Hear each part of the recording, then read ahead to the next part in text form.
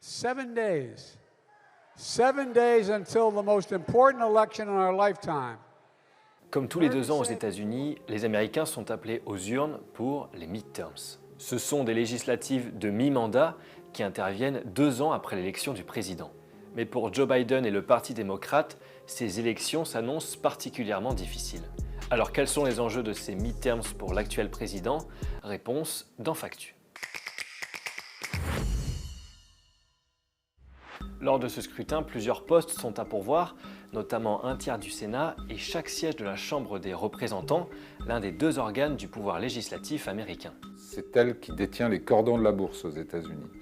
Le budget, les dépenses militaires, en l'occurrence en ce moment, qui ont une importance considérable à cause de l'Ukraine, tout ça c'est entre les mains des représentants. Le Sénat, le président Biden n'a pas de majorité à proprement parler, il a une majorité technique dans le sens que il y a 50 voix, 50 sièges qui appartiennent aux républicains et 50 aux démocrates sur 100. Et c'est donc la vice-présidente Kamala Harris qui fait la différence pour chaque vote important. Historiquement, les élections de mi-mandat sont toujours difficiles pour le parti présidentiel. Depuis 1994, elles ont toutes vu le parti du président en fonction perdre des sièges à la Chambre des représentants. Seul un président a fait exception à cette malédiction des midterms, c'est George W. Bush en 2002, 1 an après les attentats du 11 septembre, dans un contexte d'union nationale très fort. Aujourd'hui, entre l'inflation, la probable récession économique, la guerre en Ukraine avec un risque d'escalade nucléaire avec la Russie, la rivalité stratégique avec la Chine, la situation inquiète les électeurs. Les critères de vote, c'est toujours difficile à évaluer. Le prix de l'essence à la pompe, traditionnellement, on sait qu'aux États-Unis, il y a une espèce de corrélation entre la cote de popularité de l'administration en place et le prix de l'essence à la pompe. En ce moment, il est assez élevé et la cote de popularité du président est assez bas. Historiquement, parmi les derniers présidents, celui qui a été le plus bas encore dans les sondages que lui, c'est Donald Trump, son prédécesseur.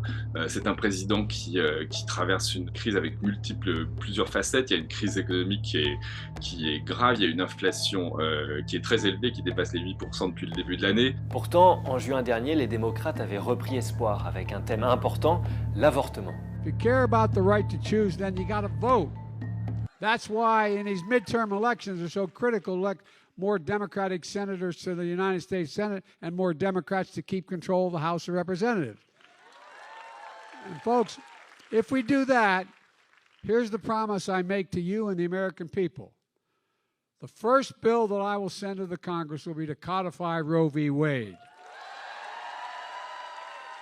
And when Congress passes it, I'll sign it in January, 50 years after Roe was first decided the law of the land. Les démocrates espèrent beaucoup mobiliser leurs électeurs autour de ce thème-là. Il n'est pas certain que ça suffise à contrebalancer l'effet mobilisateur de l'inflation et de la crise économique. Alors concrètement, que risque l'administration Biden? Pour les démocrates, une défaite serait lourde de conséquences. Le parti ne dispose que d'une très courte majorité à la Chambre des représentants. Dans l'hypothèse d'une victoire des républicains, il pourrait bloquer le programme de Biden, et cela jusqu'à la fin de son mandat. Une commission d'enquête comme celle qui a été créée par la Chambre des représentants pour enquêter sur les événements du 6 janvier 2021 sera dissoute instantanément à l'entrée en fonction de la nouvelle législature si les républicains ont la majorité. Les républicains eux-mêmes commencent à laisser entendre de façon quasiment ouverte qu'ils ont l'intention eux-mêmes de créer des commissions d'enquête pour enquêter sur divers sujets qui pourraient embarrasser l'administration Biden.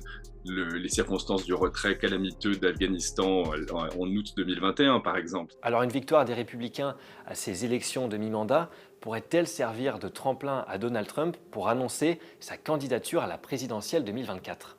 D'abord, il ne faut jamais oublier qu'aux États-Unis, il y a un long processus de primaires, d'élections primaires au sein du parti. Donc déjà, ça commence au minimum 1 an avant le scrutin. Donc vous n'avez pas intérêt à vous déclarer trop tôt pour attirer vers vous toutes les critiques et vous mettre volontairement sous les projecteurs. Donald Trump a perdu en 2020, il le sait très bien, il fait semblant de l'ignorer, mais il le sait. Il ne voudra pas rester dans l'histoire comme un loser et prendre le risque de perdre une 2e fois. Encore une fois, c'est ma théorie et mon pari.